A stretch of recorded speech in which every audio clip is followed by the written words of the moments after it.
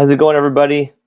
It's Dr. Michael here for our midday Q&A. It's only our second one, and we're going to be, or I'm going to be, I say we, it's just me.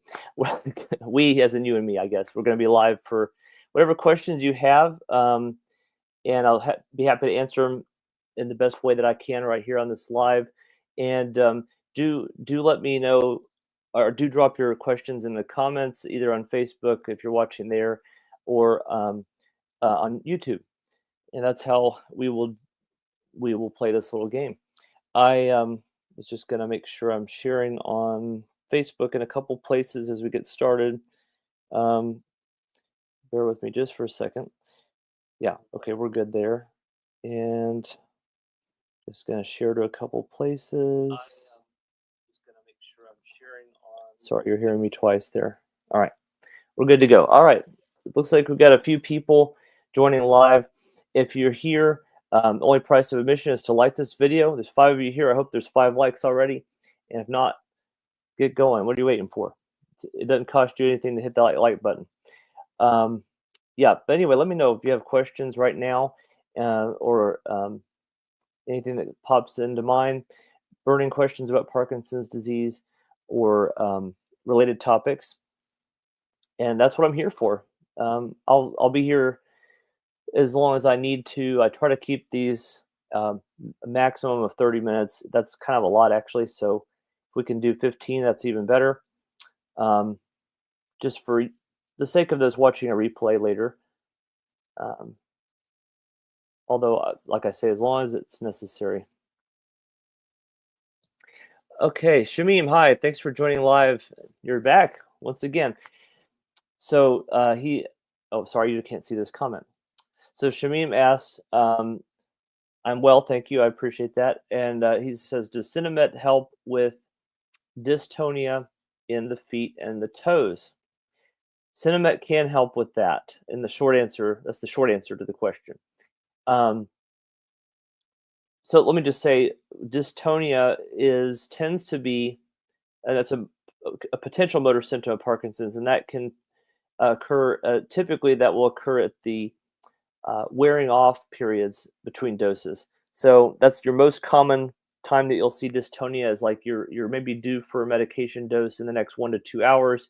It's starting to wane or to wean off. Wane is the best word. The dose is starting to wear off a little bit, and you may get dystonia at those times specifically, and typically medication will alleviate dystonia. So that's a great question, and yes, the short answer is that should alleviate dystonia when you have the dosage of dopamine or levodopa, Cinemet. That should alleviate the symptoms somewhat, if not completely, while the dose is at its peak, as dystonia tends to be a wearing off symptom. By the way, when we refer to wearing off or off times, that refers to a period where the medication is actually wearing off, like we said a minute ago. So I don't know if I ever clarified that before. I've had people ask, what is off time or wearing off? What does that mean? Yeah, so you tend to have, think of the medication doses, especially with Cinemet, as peaks and valleys, or like a wave. You get the crest of the wave at the peak dose, and then you have a gradual decline to the wearing off. And so a lot of times medications are taken kind of to bridge that gap between the peaks of the wave, or the crest of the wave, so to speak. Medications, there's examples, a lot of examples of that, but there's MAOB inhibitors, COT inhibitors, amantadine. Those are different ones. So, Shamim, you said yours is 24/7. Wonder if it's not something else. That's a lot of dystonia if it's kind of around the clock. I don't know. The short answer is I'm not sure why that would happen. You know, I guess it depends on the form of levodopa as well. You know, if you're taking the regular Cinemet, sorry, I have dry skin if I'm scratching. The medication might be just the regular Cinemet, Usually the dosages are something like, I think it's either 25 or 20, 100 or 25, 250. I'm not a physician or pharmacist, so I don't exactly remember the dose at the top of my head. But anyway, you have that standard medication that's like a typical, like a medication capsule or pill. But there's different forms. There's like the Ritari or Ritari, which is that's actually an extended release form of levodopa. So, or carbidopa levodopa. So you take it in the morning usually, and it will last throughout the day.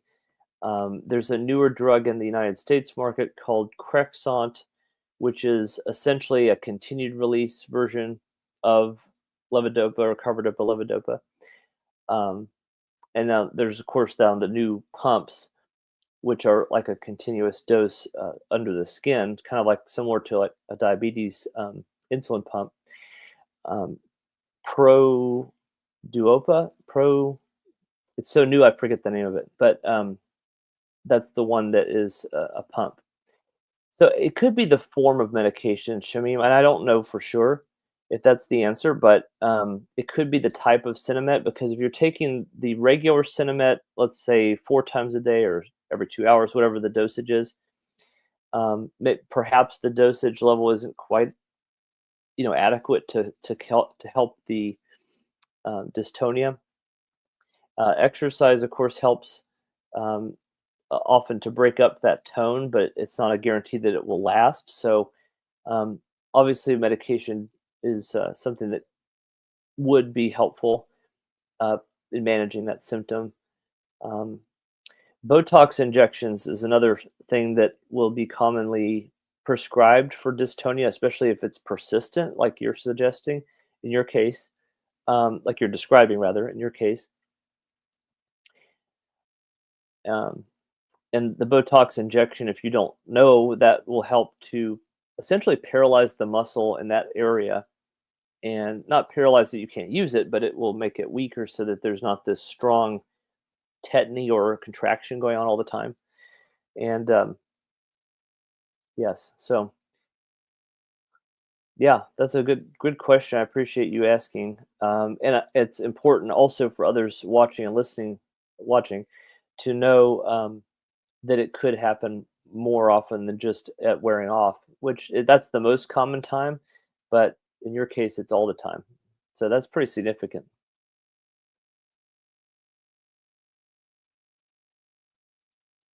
Yeah, he says moving and exercise helps, but sitting or standing too long, feet and legs in pain. Yes, yeah, for sure that can happen, especially if it's persistent, like you're describing in your case. Um, yeah,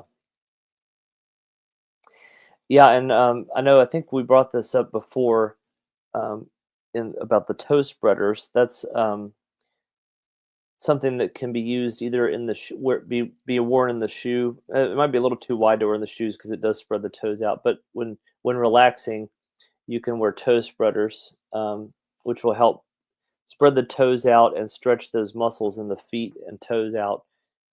That can help alleviate some foot dystonia or toe curling that can happen with dystonia. So, but what other questions do we have here? Um, we've think we're doing pretty good on time so far, about 10 minutes in. Um, I appreciated the engagement that we had last time on this first one that we did a couple weeks ago. It was really well attended, and I appreciated the interaction we had. So, uh, and Shamim, I really appreciate you for being here this last 2 times because you've been really contributing. So I appreciate it.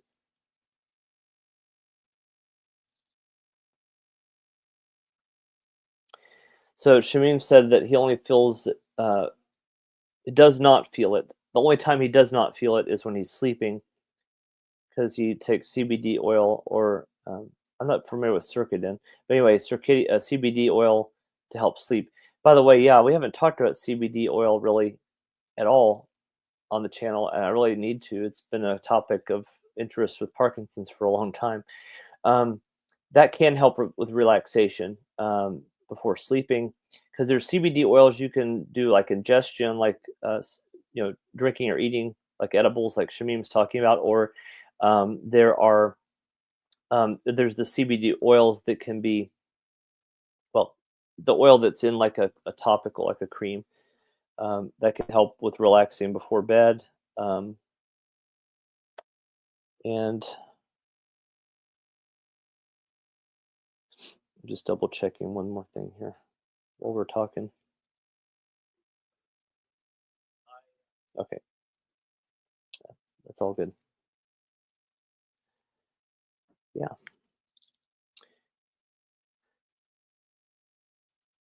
Yeah, CBD oil can be good for anxiety and relaxation, like I said. So that's a good tool to consider using. Any other questions that you have, please, I'm here for it. Drop them in the comments in the live stream. Um, Love to answer your questions.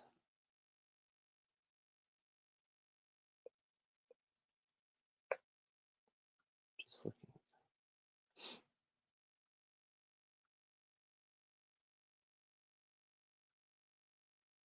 My pleasure. Thank you for being here. I really appreciate it.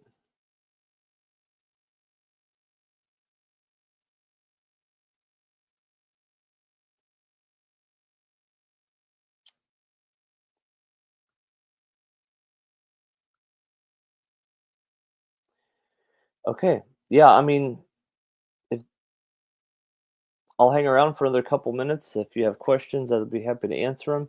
If not, I will wrap it up in a minute or two, and we'll see you on the next one. But we had some, I think another subscriber was here last time for YouTube. We had Mr. Green, and I think Pamela and Mark might have been here for that one too, if I remember right. But I'm happy with whoever's here. It doesn't matter.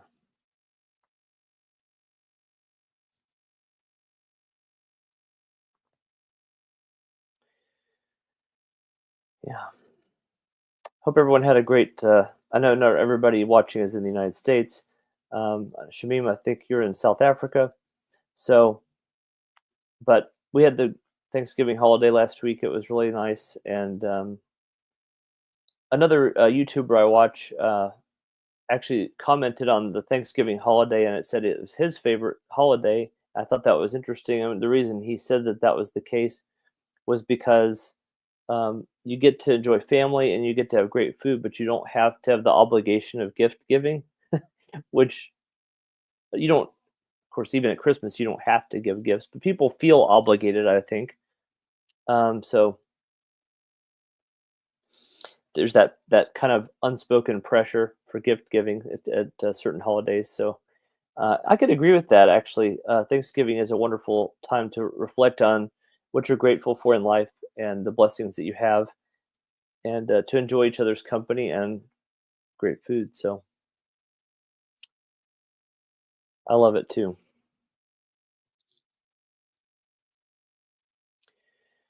All right. Yep. If anybody has any more questions, I'm here. But I think if not, I'll wrap up in just a minute here, and we'll go on with the rest of the day. Oh, before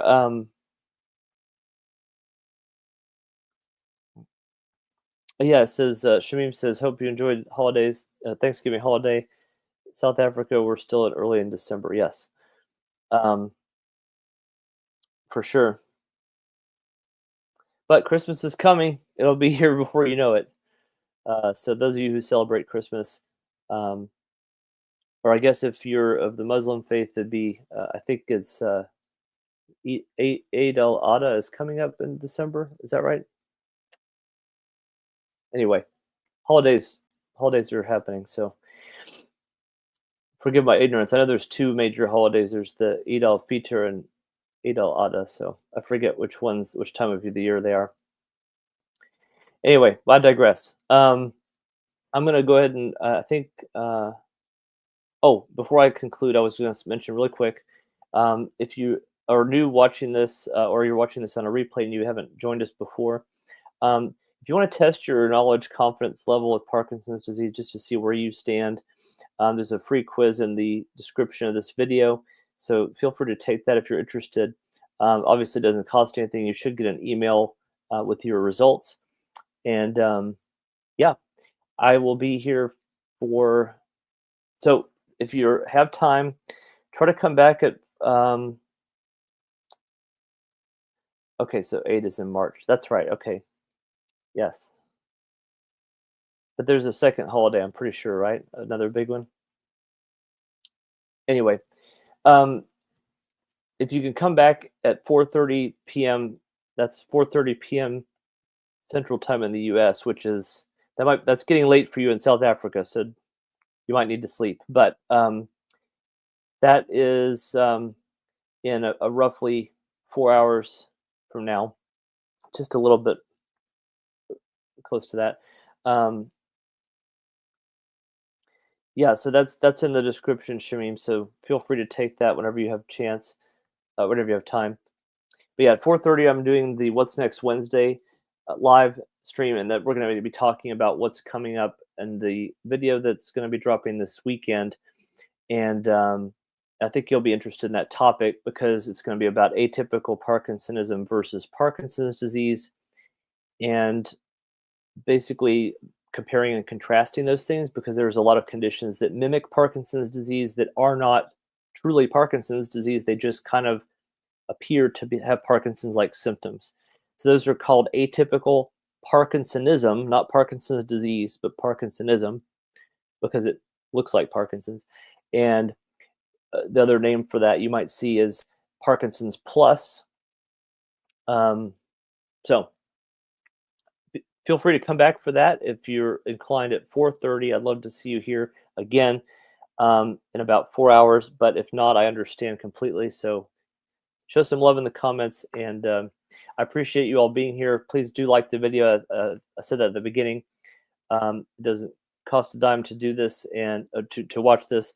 So please at least like the video and share it if you're feeling extra generous. So I'll catch you at 4:30, and until the next time, hope you have a great rest of your day or evening wherever you're watching. And as always, be empowered.